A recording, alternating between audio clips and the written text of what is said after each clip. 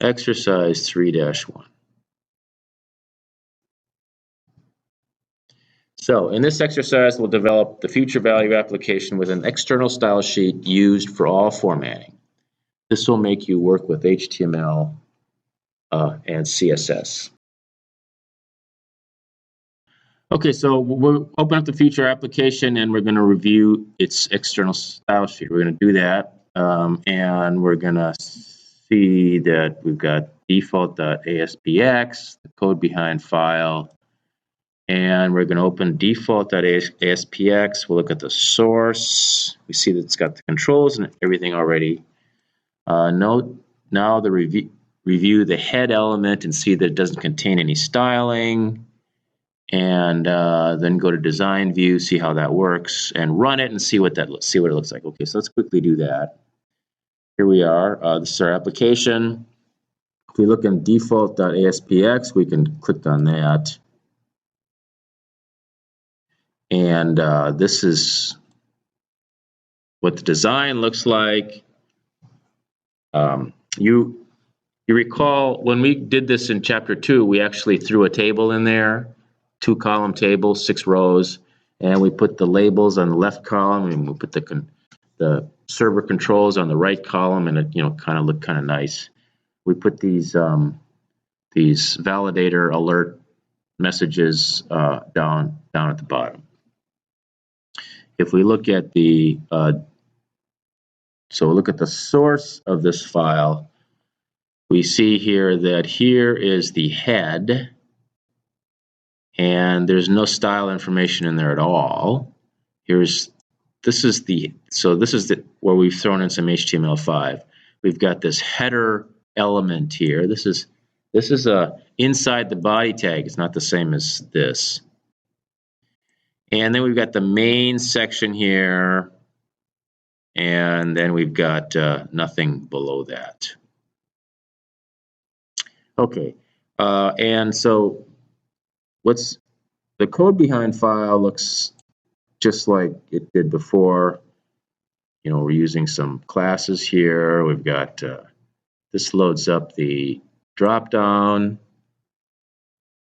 and this is the calculate button, does some calculations, conversions, and so on. So this we aren't going to mess with this at all, but just notice that, see, we are using those labels for to refer to the values and the the ID of the label. We're also going to though use it for to define some styling. So what else does it say to do? Doesn't contain any styling information. Then view the form in design view and see how it looks. Notice the labels and controls are bunched together. Run the application and click on the buttons to see that it works. Okay, so if we run this thing, okay, so here you'll notice this from last time. I'll run it using Google Chrome.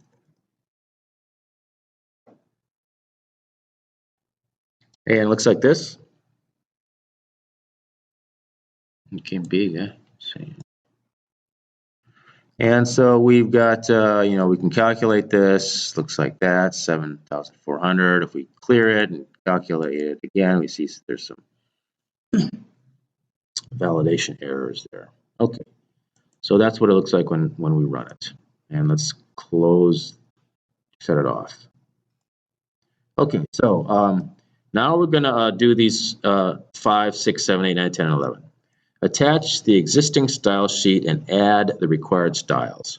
So first we're going to connect up the style sheet that we've got over here. Let's look at the style sheets right here. And site.css. And we have the body section and H1.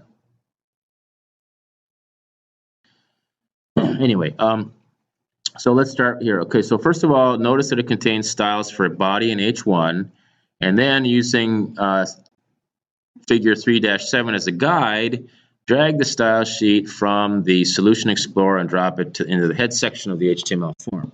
And we should see the link element appear there. And so what we're talking about here is let's find 3-7, and it's kind of like Here's 3-7. 3 ways to provide styles. The link, this way, and this way. Okay, so let's, they're talking about doing this right here. So let's just do that.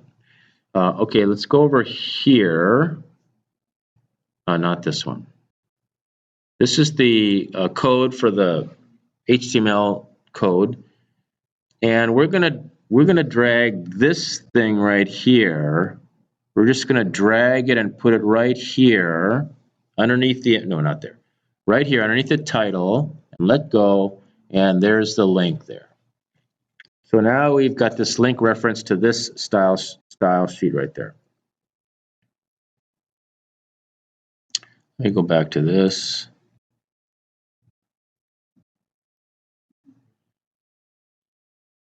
Run the form and make sure the style sheet has been attached properly. If it is, the form should be centered in the browser and have a black border around it with the H1 element smaller and less space below it. So I'm gonna remind us what it looks like without it. Let me just run this again, and we see that it looks like this.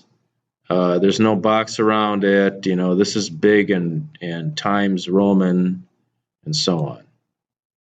So that's not what we want it to look like. Let's add this thing again, put it right there.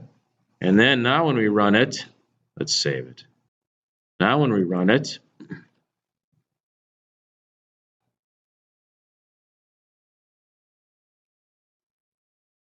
it looks like this.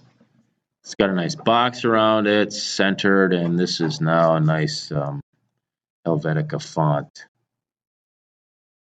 So that's what that looks like. What happens if we, is this one still here? Oh yeah, it is. Yeah, this is all Times Roman. Is it? Okay. All right, stop this. What's next? Add another rule set to the site.css file. So we're going to put all our stuff in site.css here.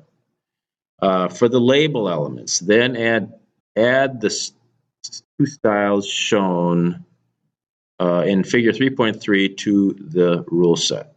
All right, so let's go to 3.3. That'd be about I don't know. Here we go, 3.3. Okay, so we are going to first let's add this label here, and then we're going to, okay, so let's do that first. I got to have a reference to it.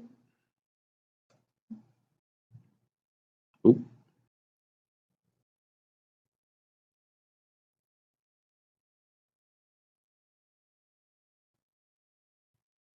There's my reference to it.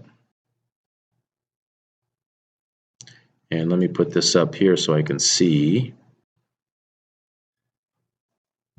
Okay, so let me go to site CSS, and right here I'm going to put this. So I'm going to put enter, label, see how that's IntelliSense, and I'm going to do a left curly, enter, and I'm going to type float, colon, left, and I'm going to type width, colon, 10 EM. And what's 10 EM? I looked it up in the last class, and let's just look it up again. CSS EM. EM code. Oh, look at that. EMM units.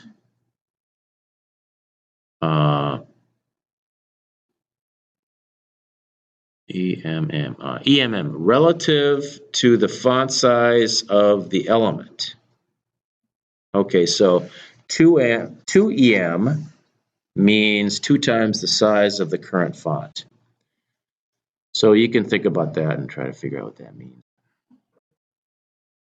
Okay, so that's the label. Let's see what it looks like when this runs. And I can't really tell. Yeah, there's a little bit of a difference, I guess. Actually, I like this better. I think it's supposed to be like that.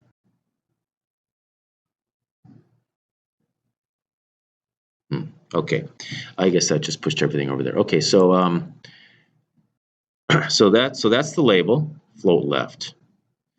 Now let's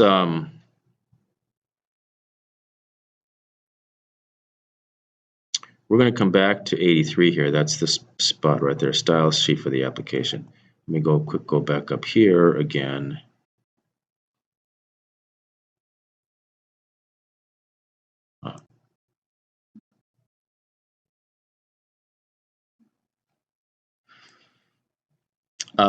Then we're going to add the two styles, the two new styles, and then we're going to add this. We're going to set the class, add styles for the entry, and then we're going to set the properties for the drop-down list and the text boxes using entry. Okay, and then we're going to add. Okay, so let's do that. We're going to add entry. Let's add entry. So right here, right down here, I'm going to add entry dot entry, ENTRY, left curly bracket, margin left is, margin left is 1 EM, and margin bottom is 0.5 EM, and width is 10 EM. Okay, so that's what entry looks like. And now let's go and go over to, oops.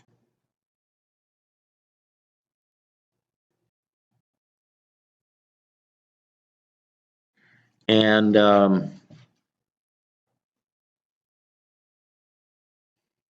maybe I should add them both. Set the CSS class properties for the drop-down list and the two text boxes to entry.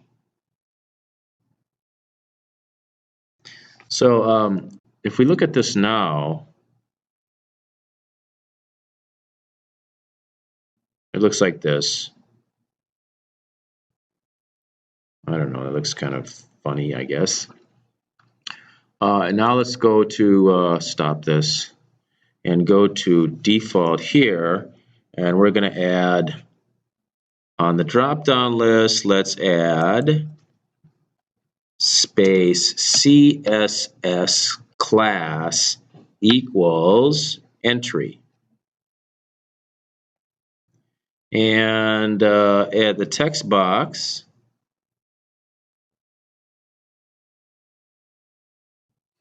I guess is this. CSS class equals entry. And this text box here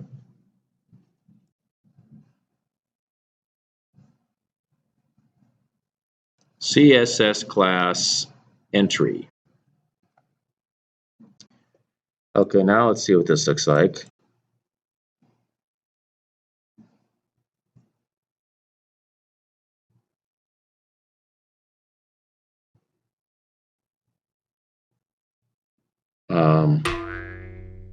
Doesn't look any different to me. Now, the trouble with this is, I'm going to close this. I'm going to close this. I'm going to save it. And now I'm going to open it up. Let's start opening it up again.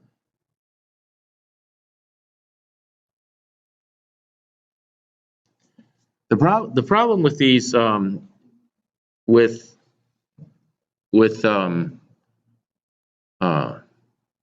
child files, I guess you might want to call them, is, we have this HTML file here that's got a bunch of stuff in it, and then it links off to some subordinate files like this class.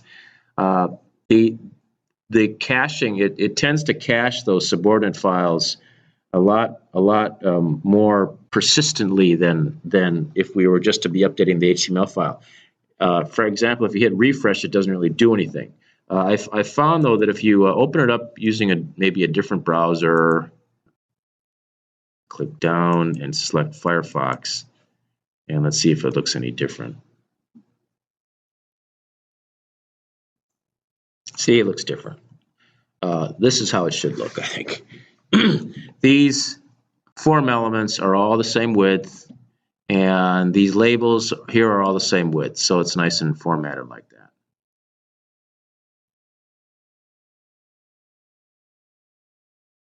Okay? So remember that. Refreshing doesn't help. Try opening up a different browser and then closing that browser and opening up maybe opening up the first browser. Let's keep going here and see if we can get through this. It's 4 o'clock. Now we've done add the rule set for the button class and the validator classes. Okay, let's just throw in the rest of these things here. Here's entry, and let me go back to here, and let's do. Oh, there's button.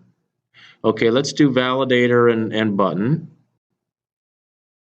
Boy, I've got a bunch of messages there. Let's do.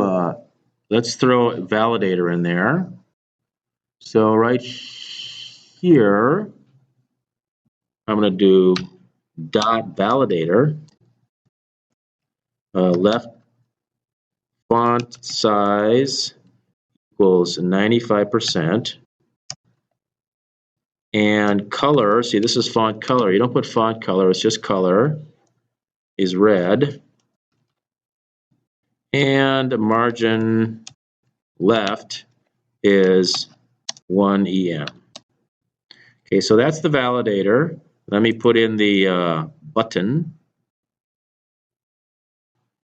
Let's do button.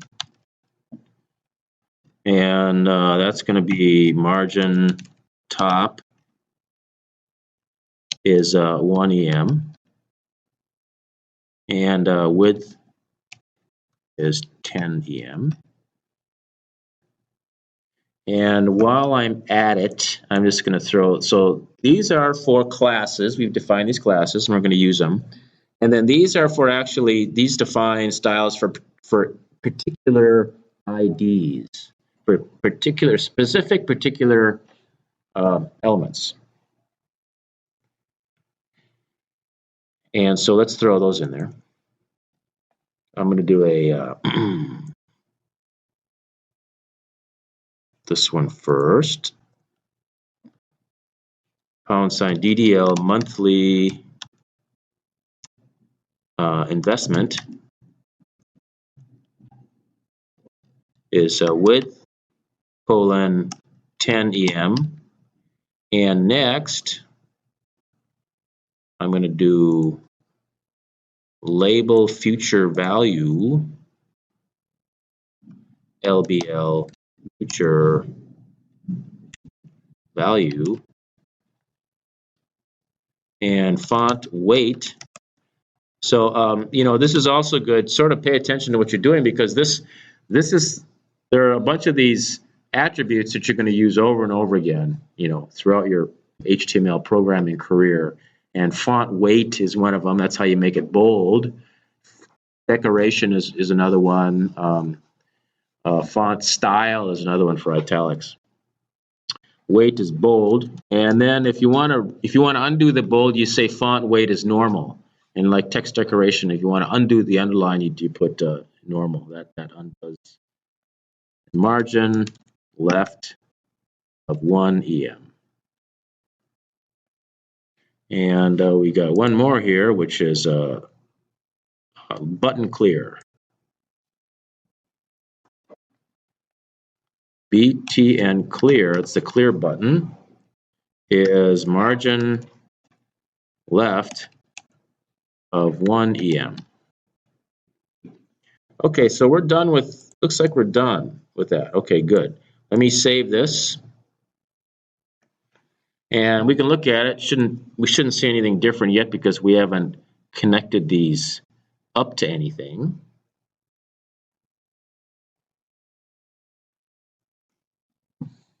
The IDs are connected up though. The classes, we have to go back to the tags and put in CSS, or we have to put in class equals something, or in Visual Studio it's CSS class equals something. But that's why this is bold already. So that's because this is bold already. We need to go into here and pop in.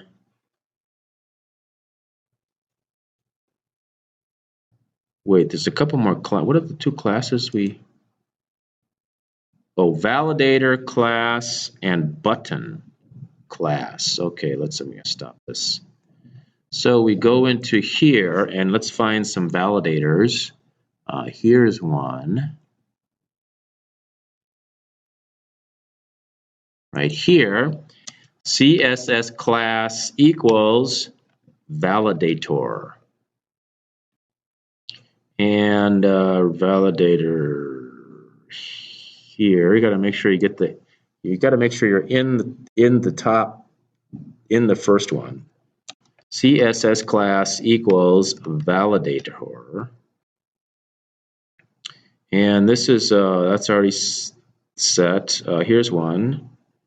CSS class equals validator. And this one here, CSS class equals validator. And there's button.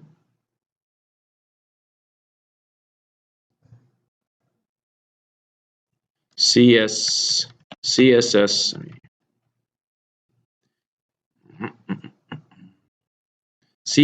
class equals button.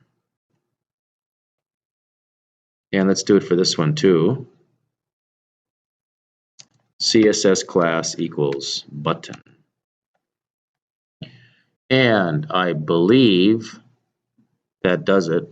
So I'm going to switch back over to another one. Go back to Chrome and see if it looks any different.